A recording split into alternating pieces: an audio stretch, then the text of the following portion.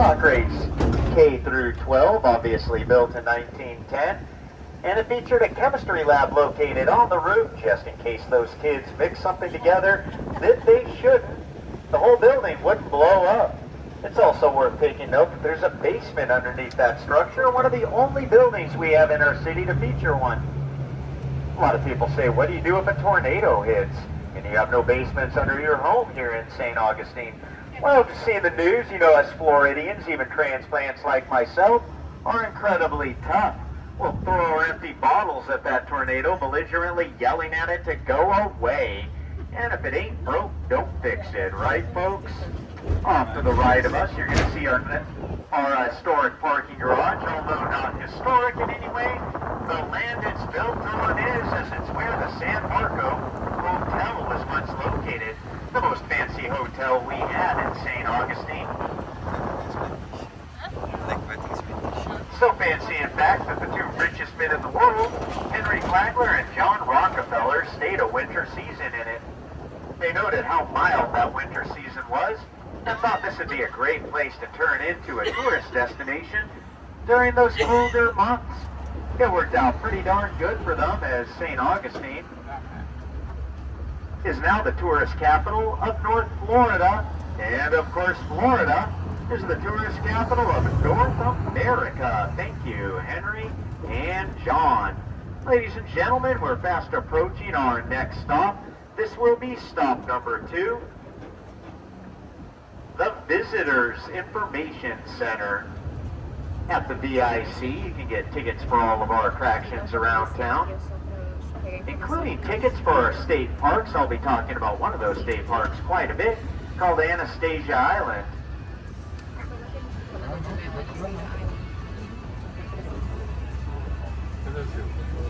They also have a free history museum in there and the cleanest public restrooms in all of our city, meaning for some of you, the top 2 reasons to visit the VIC would be for number 1 and number 2. Ladies and gentlemen, this is going to be stop number 2, the VIC. You can exit off to the left, walking backwards, as if you're walking down a ladder. Just do me a favor and wait for that bell.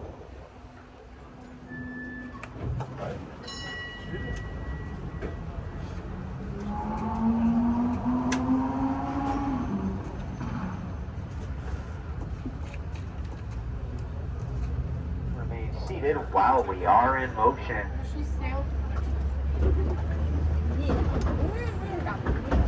Quem fica em hotel aqui, todo mundo fica nesse trolley, as pessoas não carro para nada. Você só anda de pega o trolley por 2-3 dias. In the early 1700s, an Irish-Scottish group of cattle herders made their way out to St. Augustine, and they were nicknamed by the Spanish the Crackers, or the Crackeros. They got this nickname because the Spanish noted they could hear the cracks of their bullwhips from up to a mile away. These Crackeros were an incredibly tough group of frontiersmen, and their diet reflected how tough they were, as one of the meals they would make was called swamp cabbage. They'd cut the heart out of the sable palm, boil it, and then consume it for supper. And they still do sell swamp cabbage at places all around town today, and oh my God, that is the most Florida man-looking trunk I have ever seen. That is it. Ele falou assim, esse porta-mala tá parecendo o porta-mala da Florida Man, nas reportagens quando aparecem as pessoas doidas de Florida com as coisas. Now in 1821, we had a yellow fever outbreak that killed off 1/3 of our population here. Now a big problem of that was a lot of people that died in that outbreak were non-Catholic, and they were not permitted to be buried in the Catholic cemetery. So the Spanish had to build a brand new graveyard for all those non-Catholic deceased, and it's off to the right of us. This is the Huguenot Cemetery, and underneath every single tombstone you see, marked 1821, there are 25 bodies lying in peace. Last one to get buried got the tombstone. A lucky day for you, I guess. Não, eles não eram católicos, eles não podiam ser enterrados. Now we're fast approaching stop number 3, Potter's Wax Museum. At one time, it was T.W. Spicingers Pharmacy. People from all around would come to T.W. to get cures for what ailed them. He never actually cured anything. What he did do was mix together a concoction of grain alcohol, spring water, and opium.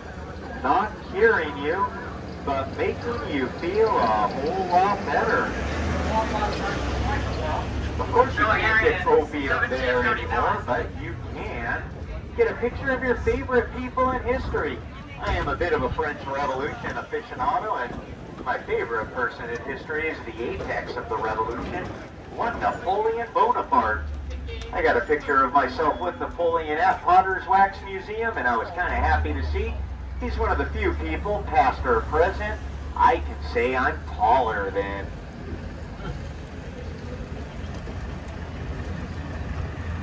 Out of coquina.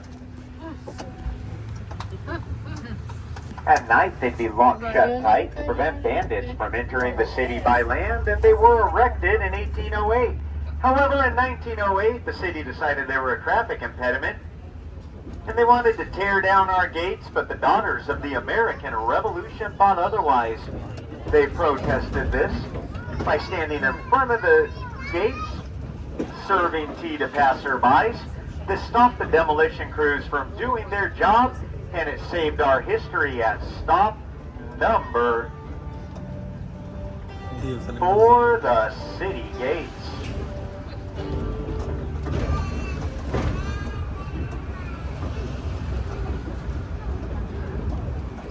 And you guys should all have a coupon book.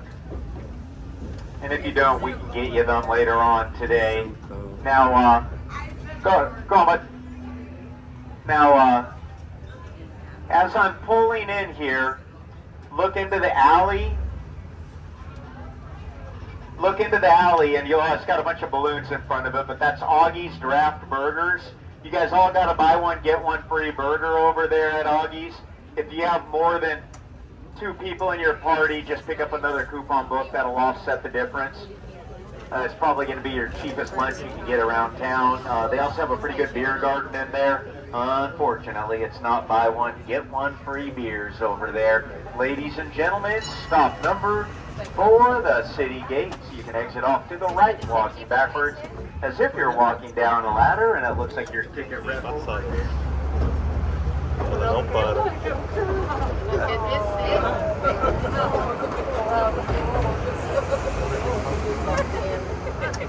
Aqui tem um que fala que é o forte. E aqui já é o mar, tá ligado? É o primeiro contato que eles fizeram com a terra, foi de lá pra cá. Tem um cara lá como se estivesse armado lá, tá vendo? Com uma fantasia. Esse cara com esse cabelão enrolado, né? Where you can see what it was like to be those brave colonists who helped shape our country into what it is today, and make no mistake about it, we are the greatest country in the world. Ain't no one in Florida will tell you any different. At the Colonial Quarter, you can climb to the top of our wood watchtower, get a beautiful view of the Castillo de San Marco from up there, and also witness live cannon and musket fire.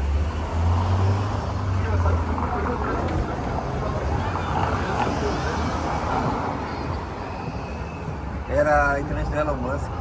And again, ladies and gentlemen, this will be stop number 5. Come on, bud. Stop number 5, the Colonial Quarter.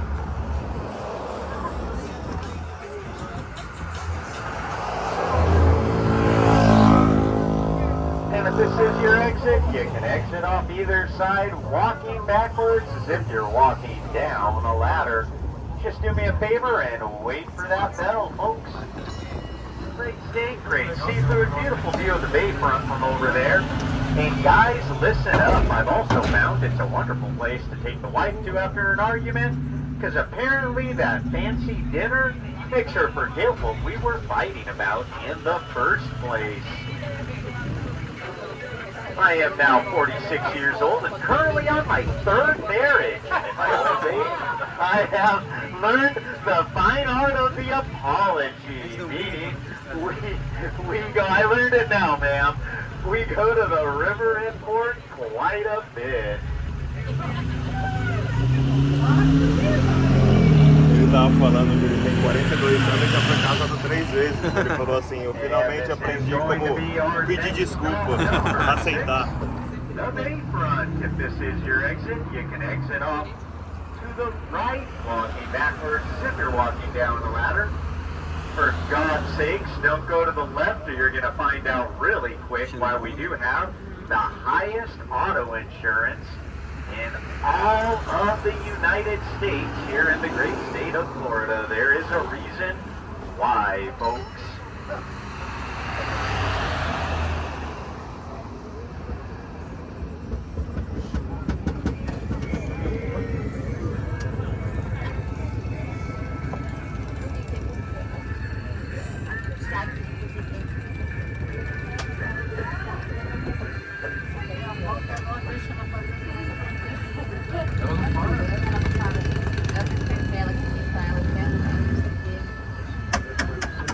All right, thanks for the thumbs up back there, Steve. We are back in motion. No more on, no more off.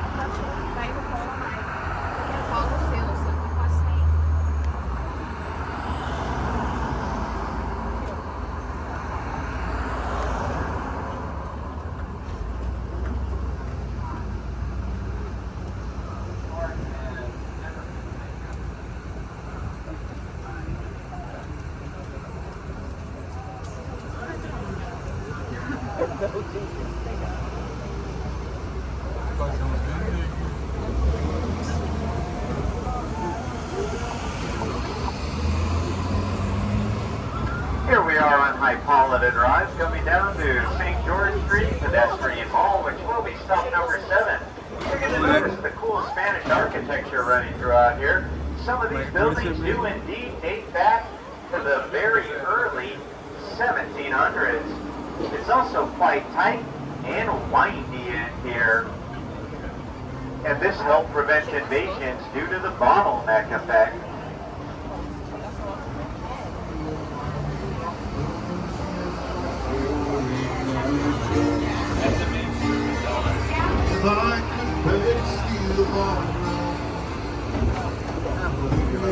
We recently had a new restaurant added to our portfolio here in St. Augustine, and it's coming up on the left of us, DJ's Clam Chat. If you like clam chowder, That's the place. lobster rolls, or just crap. want to chill out on the patio with a nice cold cerveza, DJ's Clam Shack would be a wonderful place to do just that. Ladies and gentlemen, we're coming up to stop number 7, St. George Street Pedestrian Mall, one of the oldest outdoor malls in North America. There's lots of restaurants, lots of stores, and lots of bars over here. I mean a whole lot of bars. Keep in mind that they do close everything up around town by about 9 o'clock. So right now would be a perfect time to get out and check it out off either side walking backwards if you're walking down a ladder.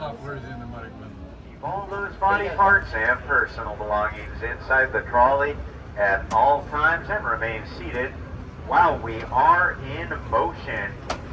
And everyone, do me a favor, put your seatbelts on and act normal. It's the St. Augustine Police Department.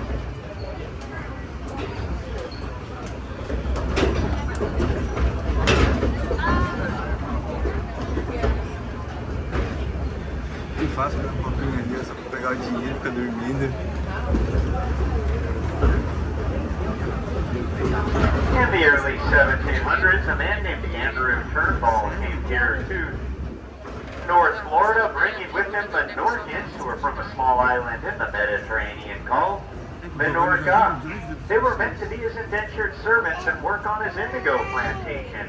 However, that plantation went bust.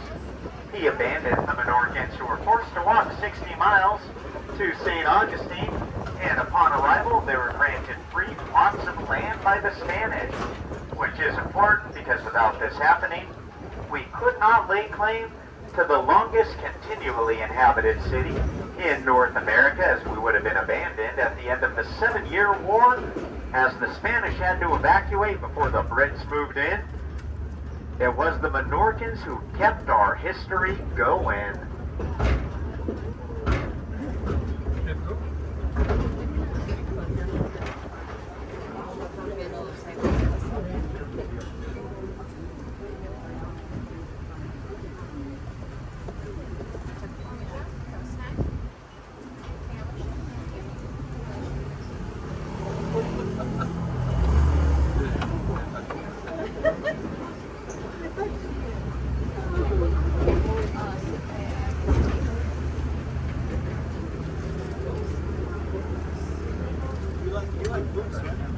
Welcome to the Gilded Age of St. Augustine, where we're going to be talking about our resident hero, that capitalist with the heart of gold, Henry Flagler. You see, Henry liked to build churches, hotels, and make money. And the first of the churches Mr. Flagler built is coming up on the right of us. That is the Grace United Methodist Church, made out of poured concrete. Do keep that in mind.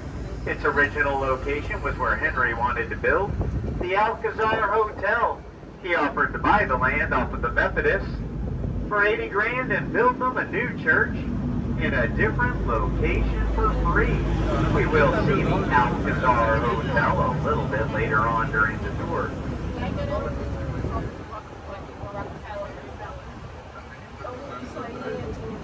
But for now, let's talk about the Baptists. Of course, they caught wind of Henry's generosity, and they came knocking on his door saying, "Hey, yo, Henry, what about us?" Henry said, "Well, I can't build you a church like I did for the Methodists, but what I'll do is I'll give you a free plot of land. And if you can complete a church in 2 years' time, go ahead and keep the land for free." In the 2 years allotted to them, the Baptists had completed the ancient City Baptist Church, coming up on the right of us. Also one of Florida's very first all-brick church houses. Mary was Henry's wife. She gave birth to their daughter, Jeannie Louise. Jeannie died not long after childbirth, and Mary died en route to Florida on one of Henry's trains.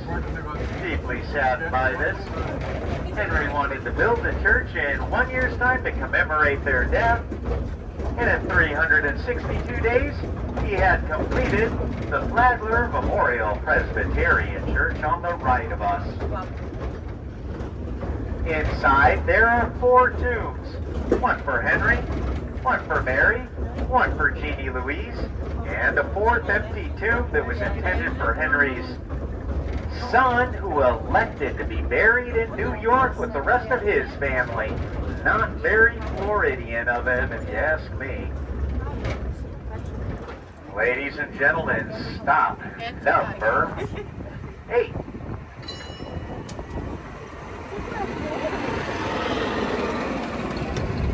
All right, got the thumbs up. Thank you much, Steve. We are back in motion. No more on, no more off. É um cortador de grama.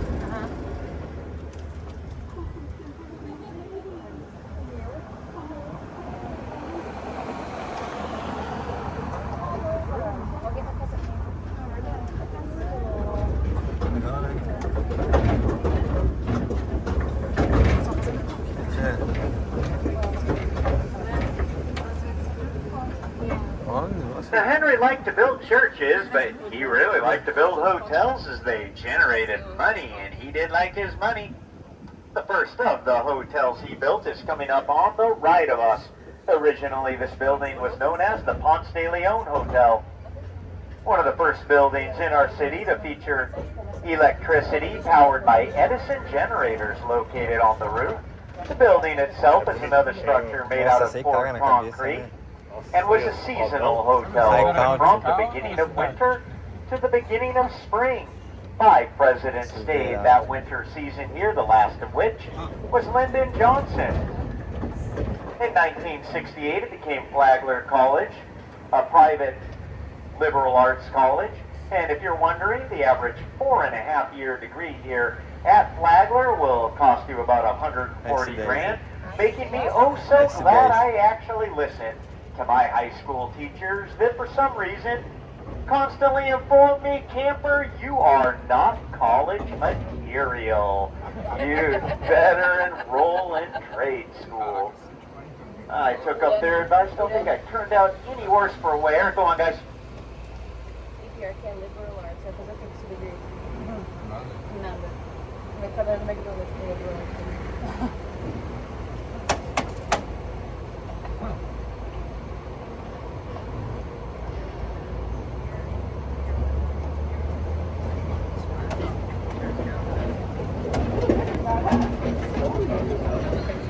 Now looking over to the right of us, you'll see a circular formation jutting out of the building.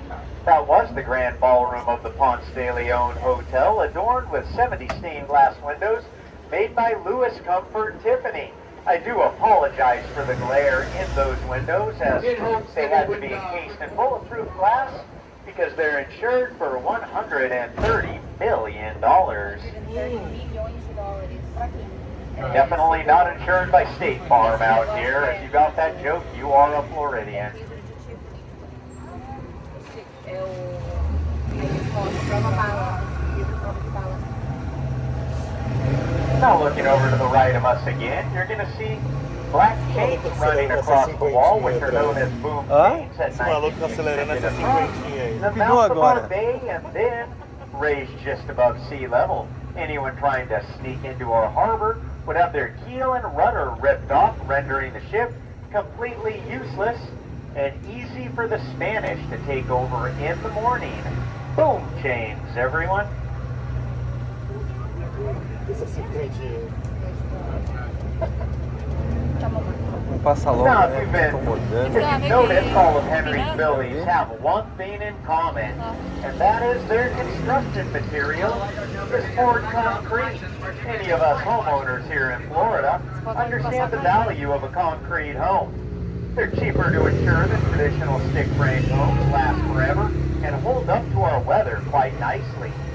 Henry learned this dynamic new method of construction by the man who built our next stop. Number 9, the Villa Zoraida. That man's name was Franklin Smith. He erected the Villa Zoraida in 1883. It is our first poured concrete construction building, and Franklin and Henry became quite good friends. Everyone give this Honda a wave over here. That is definitely not a local, as they do not let us in. Meio Now, chato, velho. Franklin and Henry became quite good Podia travar o friends. acelerador para lá dentro do negócio. And Franklin taught Henry's men how to build with concrete. They had a bit of a falling out, but we'll talk about that later. Now, if you're looking at the Villa Zoraida, thinking, hey, it looks familiar, well, it should, as it was built to resemble the Alhambra in Spain, only it's 1/8 the size of a wing of that Moorish wonder. Não, os detalhezinhos tipo... Nowadays, it's a museum, and over the course of your self-guided tour, you can see everything from an ancient Egyptian rug, made entirely out of cat hair, a mummified foot, and even a roulette wheel dating back to 1798. My wife and I thought that roulette wheel was pretty darn cool because before we escaped, left California and moved to Florida, we dealt craps and roulette for 20 years.